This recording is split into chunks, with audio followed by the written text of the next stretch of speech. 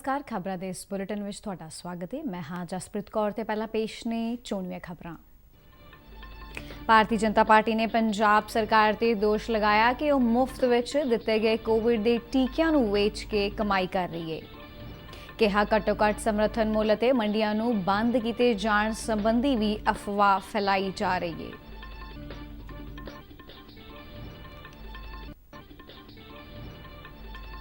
किसानों तो घट्टो घट समर्थन मुल अनुसार कणक अते झोने की खरीद के नवे रिकॉर्ड कायम किए गए।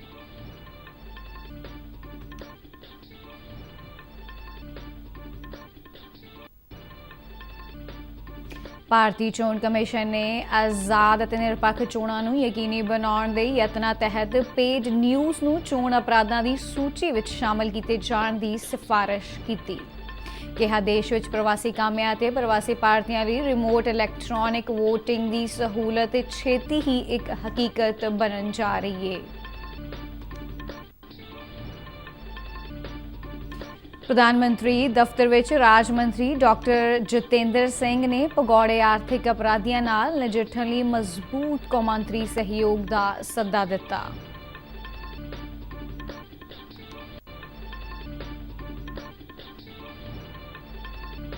सरकार ने नवे IT नियमां की फौरी पालना यकीनी बनाने लई ट्विटर नूं अंतिम नोटिस भेजिया।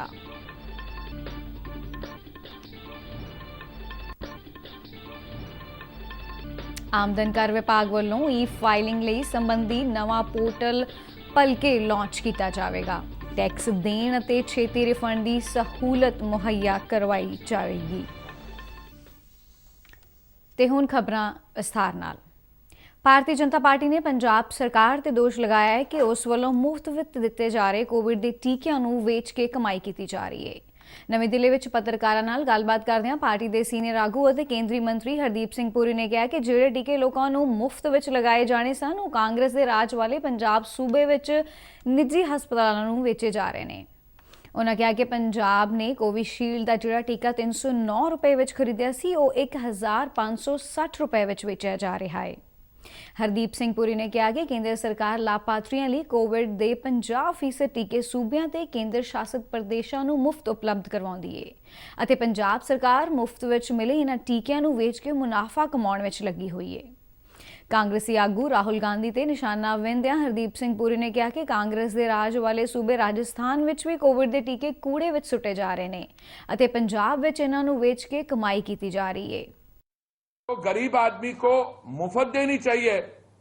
जो सरकार ने खरीदी है 309 रुपए पे, वो लाभार्थी को मिल रही है 1560 रुपए पे। 2 अस्पताल हैं वहां पे, मैक्स और फोर्टिस मोहाली में, जिन्होंने टीका 3000 और 3200 रुपए का बेचा है। ਤੇ खेती कानूनों का जिक्र करदे केंद्रीय मंत्री ने कहा कि घट्टो घट समर्थन मुल ते मंडियां नूं बंद किए जाण संबंधी भी अफवाह फैलाई जा रही है। पुरी ने इन्हां दाविआं नूं झूठ करार दिंदिआं कहा कि घट्टो घट समर्थन मुल के आधार ते इस वार भी कणक अते झोने की रिकॉर्ड खरीद की गई है अते इस दा पैसा सीधा लाभार्थियों के खाते विच भेजिया गया है। पंजाब विच पिछले 24 घंटिया दौरान कोरोना नाल 79 मौतां होईआं ने। इस अरसे दौरान 1907 नवे मामले सामने आए ने। चंगी गल यह रही है कि बीते 24 घंटिया दौरान 3619 व्यक्तियों को कोरोना लाग तो मुक्त ऐलानिया गया है। सूबे विच इस वेले कोरोना के 24,454 एक्टिव मरीज ने। पंजाब विच हुण तक कुल पॉजिटिव मरीजों की गिनती 5,70,997 हो गई है, जबकि 5,38,534 मरीजों को सेहतयाब ऐलानिया जा चुका है। लुधियाना में इस वेले कोरोना के 2,828 एक्टिव मामले ने। अमृतसर में कोरोना के 2,154 और जलंधर में 2,113 मरीज जेरे इलाज ने।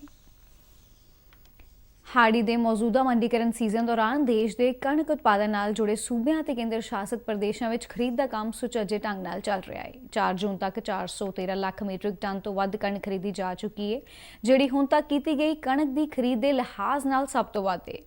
पिछले खरीद सीजन दौरान रिकॉर्ड 399 लाख मीट्रिक टन तो वध कणक खरीदी गई सी। पिछले साल इसे दिन तक 368 लाख मीट्रिक टन तो वध कणक खरीद हुई सी। घट्टो घट समर्थन मुल अनुसार किसानों तो चालू सीजन दौरान 81,747 करोड़ रुपए तो वध की कणक खरीदी जा चुकी है।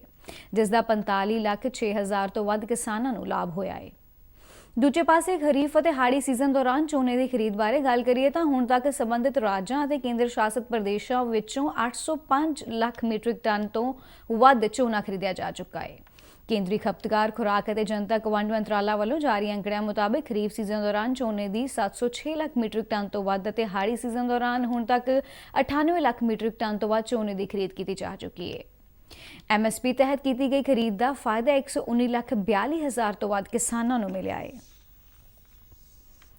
ਭਾਰਤੀ ਚੋਣ ਕਮਿਸ਼ਨ ਨੇ ਆਜ਼ਾਦ ਅਤੇ ਨਿਰਪੱਖ ਚੋਣਾਂ ਨੂੰ ਯਕੀਨੀ ਬਣਾਉਣ ਦੇ ਯਤਨਾਂ ਤਹਿਤ ਪੇਡ ਨਿਊਜ਼ ਨੂੰ ਚੋਣ ਅਪਰਾਧਾਂ ਦੀ ਸੂਚੀ ਵਿੱਚ ਸ਼ਾਮਲ ਕੀਤੇ ਜਾਣ ਦੀ ਸਿਫਾਰਿਸ਼ ਕੀਤੀ ਹੈ। ਪ੍ਰਸਾਰ ਭਾਰਤੀ ਨਾਲ ਵਿਸ਼ੇਸ਼ ਗੱਲਬਾਤ ਕਰਦਿਆਂ ਮੁੱਖ ਚੋਣ ਸਕੱਤਰ ਸੁਸ਼ੀਲ ਚੰਦਰਾ ਨੇ ਦੱਸਿਆ ਕਿ ਇਸ ਦੇ ਲਈ ਕਾਨੂੰਨ ਮੰਤਰਾਲਾ ਨੂੰ ਲੋੜੀਂਦੀ ਸੋਧ ਕਰਨ ਸੰਬੰਧੀ ਸੁਝਾਅ ਭੇਜ ਦਿੱਤਾ ਗਿਆ ਹੈ। ਉਨ੍ਹਾਂ ਕਿਹਾ ਕਿ ਚੋਣ ਕਮਿਸ਼ਨ ਪੇਡ ਨਿਊਜ਼ ਨੂੰ ਲੈ ਕੇ ਕਾਫੀ ਫਿਕਰਮੰਦ ਹੈ। ਸੁਸ਼ੀਲ ਚੰਦਰਾ ਨੇ ਦੱਸਿਆ ਕਿ ਦੇਸ਼ ਵਿੱਚ ਪ੍ਰਵਾਸੀ ਕਾਮਿਆਂ ਤੇ ਪ੍ਰਵਾਸੀ ਭਾਰਤੀਆਂ ਲਈ ਰਿਮੋਟ ਇਲੈਕਟ੍ਰੋਨਿਕ ਵੋਟਿੰਗ ਦੀ ਸਹੂਲਤ ਛੇਤੀ ਹੀ ਇੱਕ ਹਕੀਕਤ ਬਣਨ ਜਾ ਰਹੀ ਹੈ, ਜਿਸ ਦਾ ਮੰਤਵ ਚੋਣ ਪ੍ਰਕਿਰਿਆ ਵਿੱਚ ਵੱਧ ਤੋਂ ਵੱਧ ਵੋਟਰਾਂ ਦੀ ਭਾਈਵਾਲੀ ਯਕੀਨੀ ਬਣਾਉਣਾ ਹੈ। ਉਨ੍ਹਾਂ ਦੱਸਿਆ ਕਿ ਰਿਮੋਟ ਇਲੈਕਟ੍ਰੋਨਿਕ ਵੋਟਿੰਗ ਨਾਲ ਦੂਰ ਦੁਰਾਡੇ ਦੀਆਂ ਥਾਵਾਂ ਤੇ ਰਹਿਣ ਵਾਲੇ ਲੋਕ ਵੋਟਿੰਗ ਕੇਂਦਰ ਤੇ ਹਾਜ਼ਰ ਨਾ ਹੋਣ ਦੇ ਬਾਵਜੂਦ ਵੀ ਵੋਟਿੰਗ ਵਿੱਚ ਹਿੱਸਾ ਲੈ ਸਕਣਗੇ ਅਤੇ ਵੋਟਰ ਦੇ ਤੌਰ ਤੇ ਉਨ੍ਹਾਂ ਦਾ ਪੰਜੀਕਰਨ ਵੀ ਹੋ ਸਕੇਗਾ। ਚੋਣ ਕਮਿਸ਼ਨ ਵੱਲੋਂ ਕਾਨੂੰਨ ਮੰਤਰਾਲਾ ਨੂੰ ਚੋਣ ਪ੍ਰਕਿਰਿਆ ਨਾਲ ਜੁੜੇ ਨਿਯਮਾਂ ਵਿੱਚ ਕੁਝ ਜ਼ਰੂਰੀ ਬਦਲਾਅ ਕਰਨ ਦੀ ਸਿਫਾਰਿਸ਼ ਵੀ ਕੀਤੀ ਗਈ ਹੈ। ਪ੍ਰਧਾਨ ਮੰਤਰੀ ਦਫ਼ਤਰ ਵਿੱਚ ਰਾਜ ਮੰਤਰੀ ਡਾਕਟਰ ਜਤਿੰਦਰ ਸਿੰਘ ਨੇ ਭਗੌੜੇ ਆਰਥਿਕ ਅਪਰਾਧੀਆਂ ਦੀ ਗ੍ਰਿਫਤਾਰੀ ਅਤੇ ਉਨ੍ਹਾਂ ਦੀਆਂ ਜਾਇਦਾਦਾਂ ਜ਼ਬਤ ਕਰਨ ਵਰਗੀਆਂ ਚੁਣੌਤੀਆਂ ਨਾਲ ਨਜਿੱਠਣ ਲਈ ਮਜ਼ਬੂਤ ਕੌਮਾਂਤਰੀ ਸਹਿਯੋਗ ਦੇਣ ਦਾ ਸੱਦਾ ਦਿੱਤਾ ਹੈ। ਭ੍ਰਿਸ਼ਟਾਚਾਰ ਦੀਆਂ ਚੁਣੌਤੀਆਂ ਅਤੇ ਉਸ ਨਾਲ ਨਜਿੱਠਣ ਦੇ ਤਰੀਕਿਆਂ ਬਾਰੇ ਸੰਯੁਕਤ ਰਾਸ਼ਟਰ ਮਹਾਸਭਾ ਵੱਲੋਂ ਕਰਵਾਏ ਵਿਸ਼ੇਸ਼ ਸੈਸ਼ਨ ਨੂੰ ਸੰਬੋਧਨ ਕਰਦਿਆਂ ਡਾਕਟਰ ਸਿੰਘ ਨੇ ਕਿਹਾ ਕਿ ਭਗੌੜੇ ਆਰਥਿਕ ਅਪਰਾਧੀਆਂ ਦੀ ਮੁਸ਼ਕਿਲ ਸਮੁੱਚੀ ਦੁਨੀਆ ਦੇ ਸਾਹਮਣੇ ਇੱਕ ਗੰਭੀਰ ਚੁਣੌਤੀ ਵਜੋਂ ਉੱਭਰ ਕੇ ਸਾਹਮਣੇ ਆਈ ਹੈ। ਉਨ੍ਹਾਂ ਅਜਿਹੇ ਅਪਰਾਧੀਆਂ ਦੀ ਵਤਨ ਵਾਪਸੀ ਅਤੇ ਸੰਬੰਧਿਤ ਜਾਇਦਾਦਾਂ ਨੂੰ ਜ਼ਬਤ ਕਰਨ ਦੀ ਪ੍ਰਕਿਰਿਆ ਵਿੱਚ ਕੌਮਾਂਤਰੀ ਸਹਿਯੋਗ ਯਕੀਨੀ ਬਣਾਉਣ ਲਈ ਵੀ ਉਪਰਾਲੇ ਕੀਤੇ ਜਾਣ ਦਾ ਹੋਕਾ ਦਿੱਤਾ। ਸੂਚਨਾ ਤੇ ਪ੍ਰਸਾਰਣ ਮੰਤਰਾਲਾ ਨੇ ਟਵਿੱਟਰ ਨੂੰ ਨਵੇਂ IT ਨਿਯਮਾਂ ਦੀ ਪਾਲਣਾ ਯਕੀਨੀ ਬਣਾਉਣ ਸੰਬੰਧੀ ਅੰਤਿਮ ਨੋਟਿਸ ਜਾਰੀ ਕੀਤਾ ਹੈ। ਸੂਚਨਾ ਤੇ ਤਕਨਾਲੋਜੀ ਮੰਤਰਾਲਾ ਨੇ ਵੀ ਮੌਜੂਦਾ ਕਾਨੂੰਨ ਦੀ ਫੌਰੀ ਪਾਲਣਾ ਯਕੀਨੀ ਬਣਾਉਣ ਲਈ ਟਵਿੱਟਰ ਨੂੰ ਆਖਰੀ ਨੋਟਿਸ ਭੇਜਣ ਦਾ ਫੈਸਲਾ ਲਿਆ ਹੈ। ਮੰਤਰਾਲਾ ਨੇ ਕਿਹਾ ਕਿ ਨਿਯਮਾਂ ਦੀ ਪਾਲਣਾ ਕਰਨ ਤੋਂ ਟਵਿੱਟਰ ਵੱਲੋਂ ਕੀਤੇ ਜਾ ਰਹੇ ਇਨਕਾਰ ਨਾਲ ਮਾਈਕਰੋ ਬਲੌਗਿੰਗ ਸਾਈਟ ਦੀ ਵਚਨਬੱਧਤਾ ਤੇ ਭਰੋਸਗੀ ਤੇ ਸਵਾਲ ਖੜੇ ਹੋਏ ਨੇ। ਮੰਤਰਾਲਾ ਨੇ ਕਿਹਾ ਹੈ ਕਿ ਇਸ ਕਾਰੇ ਨਾਲ ਟਵਿੱਟਰ ਵੱਲੋਂ ਆਪਣੇ ਮੰਚ ਤੇ ਪਾਰ ਦੇ ਲੋਕਾਂ ਲਈ ਨਿਰਪੱਖ ਅਤੇ ਸੁਰੱਖਿਅਤ ਤਜਰਬਾ ਮੁਹੱਈਆ ਕਰਵਾਉਣ ਦੇ ਯਤਨਾਂ ਤੇ ਮਾੜਾ ਅਸਰ ਪਵੇਗਾ। ਸਰਕਾਰ ਨੇ ਕਿਹਾ ਕਿ ਟਵਿੱਟਰ ਨੂੰ ਭਾਰਤ ਵਿੱਚ ਕੰਮ ਕਰਦਿਆਂ ਇੱਕ ਦਹਾਕੇ ਤੋਂ ਵੱਧ ਸਮਾਂ ਹੋ ਗਿਆ ਹੈ। ਇਸ ਦੇ ਬਾਵਜੂਦ ਹੁਣ ਵੀ ਟਵਿੱਟਰ ਇੱਕ ਭਰੋਸੇਯੋਗ ਤੰਤਰ ਵਿਕਸਿਤ ਕਰਨ ਤੋਂ ਇਨਕਾਰ ਕਰ ਰਿਹਾ ਹੈ। ਇਸ ਤੰਤਰ ਦੇ ਵਿਕਸਿਤ ਹੋਣ ਨਾਲ ਭਾਰਤ ਦੇ ਲੋਕਾਂ ਨੂੰ ਲੋੜ ਪੈਣ ਤੇ ਪਾਰਦਰਸ਼ੀ ਢੰਗ ਨਾਲ ਨਿਰਪੱਖ ਤੌਰ ਤੇ ਇੱਕ ਸਾਂਝਾ ਪਲੇਟਫਾਰਮ ਉਪਲਬਧ ਹੋਣ ਦੀ ਰਾਹ ਵਿੱਚ ਮੁਸ਼ਕਲਾਂ ਪੇਸ਼ ਆ ਰਹੀਆਂ ਨੇ। ਵਿਚੋਲਗੀ ਸੰਬੰਧੀ ਨਵੀਆਂ ਹਦਾਇਤਾਂ ਅਤੇ ਨਿਯਮ 26 ਮਈ ਤੋਂ ਲਾਗੂ ਹੋ ਗਏ ਸਨ। ਨਵੇਂ ਨਿਯਮਾਂ ਮੁਤਾਬਕ ਟਵਿੱਟਰ ਨੂੰ 3 ਮਹੀਨਿਆਂ ਦੇ ਅਰਸੇ ਵਿੱਚ ਭਾਰਤ ਅੰਦਰ ਮੁੱਖ ਪ੍ਰਸ਼ਾਸਨਿਕ ਅਧਿਕਾਰੀ, ਨੋਡਲ ਸੰਪਰਕ ਅਧਿਕਾਰੀ ਅਤੇ ਸ਼ਿਕਾਇਤ ਨਿਵਾਰਨ ਅਧਿਕਾਰੀ ਦੀ ਨਿਯੁਕਤੀ ਕਰਨੀ ਲਾਜ਼ਮੀ ਹੋਵੇਗੀ। ਆਮਦਨ ਵਿਭਾਗ ਵੱਲੋਂ ਬਲਕਿ ਆਪਣਾ ਨਵਾਂ ਈ-ਫਾਈਲਿੰਗ ਪੋਰਟਲ ਲਾਂਚ ਕੀਤਾ ਜਾ ਰਿਹਾ ਹੈ। ਇਸ ਨਵੇਂ ਪੋਰਟਲ ਦਾ ਮੰਤਵ ਟੈਕਸ ਦੇਣ ਵਾਲਿਆਂ ਨੂੰ ਆਧੁਨਿਕ ਸਹੂਲਤਾਂ ਦੇਣਾ ਅਤੇ ਬਿਨਾਂ ਕਿਸੇ ਅੜਿੱਕੇ ਤੋਂ ਸਾਰਥਕ ਤਜਰਬੇ ਮੁਹੱਈਆ ਕਰਵਾਉਣਾ ਹੈ। ਕੇਂਦਰੀ ਖਜ਼ਾਨਾ ਮੰਤਰਾਲਾ ਵੱਲੋਂ ਜਾਰੀ ਬਿਆਨ ਵਿੱਚ ਕਿਹਾ ਗਿਆ ਹੈ ਕਿ ਨਵੇਂ ਪੋਰਟਲ ਨੂੰ ਟੈਕਸ ਦੇਣ ਵਾਲਿਆਂ ਦੀਆਂ ਲੋੜਾਂ ਅਤੇ ਸਹੂਲਤਾਂ ਨੂੰ ਧਿਆਨ ਵਿੱਚ ਰੱਖ ਕੇ ਤਿਆਰ ਕੀਤਾ ਗਿਆ ਹੈ। ਇਸ ਰਾਹੀਂ ਜਿੱਥੇ ਇਨਕਮ ਟੈਕਸ ਦੀ ਰਿਟਰਨ ਫੌਰੀ ਭਰਨ ਨੂੰ ਯਕੀਨੀ ਬਣਾਇਆ ਗਿਆ ਹੈ, ਉੱਥੇ ਬਣਦਾ ਰਿਫੰਡ ਵੀ ਫੌਰੀ ਮੋੜਿਆ ਜਾ ਸਕੇ, ਉਸ ਨੂੰ ਵੀ ਇਸੇ ਪੋਰਟਲ ਨਾਲ ਜੋੜਿਆ ਗਿਆ ਹੈ। ਟੈਕਸ ਭੁਗਤਾਨ ਸੰਬੰਧੀ ਵੇਰਵੇ, ਦਸਤਾਵੇਜ਼ ਅਪਲੋਡ ਕਰਨ, ਬਕਾਇਆ ਪੇ ਟੈਕਸ ਸੰਬੰਧੀ ਕਾਰਜਾਂ, ਫਾਲੋ-ਅਪ ਐਕਸ਼ਨ ਹੁਣ ਇੱਕ ਸਿੰਗਲ ਡੈਸ਼ਬੋਰਡ ਤੇ ਹੀ ਉਪਲਬਧ ਕਰਵਾਉਣੇ ਸੰਭਵ ਹੋ ਸਕਣਗੇ। ਇਸ ਤੋਂ ਇਲਾਵਾ ਟੈਕਸ ਭਰਨ ਵਾਲਿਆਂ ਦੀ ਮਦਦ ਲਈ ਸੰਬੰਧਿਤ ਸਵਾਲਾਂ ਦੇ ਨਾਲ ਮੁਫਤ ITR ਭਰਨ ਵਾਲਾ ਸੌਫਟਵੇਅਰ ਵੀ ਉਪਲਬਧ ਹੋਵੇਗਾ। ਮੰਤਰਾਲਾ ਨੇ ਕਿਹਾ ਹੈ ਕਿ ਟੈਕਸ ਦੇਣ ਵਾਲਾ ਆਮਦਨ ਦੇ ਕੁਝ ਵੇਰਵਿਆਂ, ਤਨਖਾਹ, ਜ਼ਮੀਨ ਜਾਇਦਾਦ ਅਤੇ ਪੈਸੇ ਸਮੇਤ ਹੋਰ ਜਾਣਕਾਰੀ ਆਪਣੀ ITR ਭਰਨ ਵੇਲੇ ਸੁਖਾਲੇ ਢੰਗ ਨਾਲ ਪ੍ਰੋਫਾਈਲ ਵਿੱਚ ਅਪਡੇਟ ਕਰ ਸਕੇਗਾ। ਮੰਤਰਾਲਾ ਨੇ ਦੱਸਿਆ ਕਿ ਨਵੀਂ ਟੈਕਸ ਅਦਾਇਗੀ ਪ੍ਰਣਾਲੀ 18 ਜੂਨ ਤੋਂ ਐਡਵਾਂਸ ਟੈਕਸ ਕਿਸ਼ਤ ਦੀ ਤਾਰੀਖ ਤੋਂ ਸ਼ੁਰੂ ਕੀਤੀ ਜਾਵੇਗੀ, ਤਾਂ ਜੋ ਕਿਸੇ ਵੀ ਟੈਕਸ ਦੇਣ ਵਾਲੇ ਨੂੰ ਭਵਿੱਖ ਵਿੱਚ ਕਿਸੇ ਤਰ੍ਹਾਂ ਦੀ ਕੋਈ ਪਰੇਸ਼ਾਨੀ ਦਾ ਸਾਹਮਣਾ ਨਾ ਕਰਨਾ ਪਵੇ। ਪੋਰਟਲ ਦੀ ਸ਼ੁਰੂਆਤ ਤੋਂ ਬਾਅਦ ਇਸ ਸੰਬੰਧੀ ਇੱਕ ਮੋਬਾਈਲ ਐਪ ਵੀ ਜਾਰੀ ਕੀਤਾ ਜਾਵੇਗਾ, ਤਾਂ ਜੋ ਵੱਧ ਤੋਂ ਵੱਧ ਟੈਕਸ ਦੇਣ ਵਾਲੇ ਇਸ ਦੀਆਂ ਵੱਖ-ਵੱਖ ਵਿਸ਼ੇਸ਼ਤਾਵਾਂ ਤੋਂ ਜਾਣੂ ਹੋ ਸਕਣ। ਇਸ ਸਾਲ ਮਈ ਦੇ ਮਹੀਨੇ ਵਿੱਚ ਵਸਤੂ ਅਤੇ ਸੇਵਾ ਕਰ ਯਾਨੀ GST ਤਹਿਤ ਕੁੱਲ 1,02,000 ਕਰੋੜ ਰੁਪਏ ਤੋਂ ਵੱਧ ਦਾ ਮਾਲੀਆ ਇਕੱਠਾ ਹੋਇਆ ਹੈ। ਇਸ ਵਿੱਚੋਂ GST 17,592, SGST 22,653 ਕਰੋੜ ਰੁਪਏ, ITGST 53,199 ਕਰੋੜ ਰੁਪਏ ਇਕੱਠਾ ਹੋਇਆ ਹੈ। ਇਸ ਤੋਂ ਇਲਾਵਾ ਸੈਸ ਦੇ 9,265 ਕਰੋੜ ਰੁਪਏ ਵੀ ਇਸ ਮਾਲੀਏ ਵਿੱਚ ਸ਼ਾਮਿਲ ਨੇ। ਕੇਂਦਰੀ ਖਜ਼ਾਨਾ ਮੰਤਰਾਲਾ ਵੱਲੋਂ ਜਾਰੀ ਬਿਆਨ ਵਿੱਚ ਕਿਹਾ ਗਿਆ ਹੈ ਕਿ ਇਹ ਲਗਾਤਾਰ 8ਵਾਂ ਮਹੀਨਾ ਹੈ ਜਦੋਂ GST ਤਹਿਤ ਇਕੱਠਾ ਹੋਇਆ ਮਾਲੀਆ 1 ਲੱਖ ਕਰੋੜ ਰੁਪਏ ਦੇ ਅੰਕੜੇ ਨੂੰ ਪਾਰ ਕਰ ਗਿਆ ਹੈ।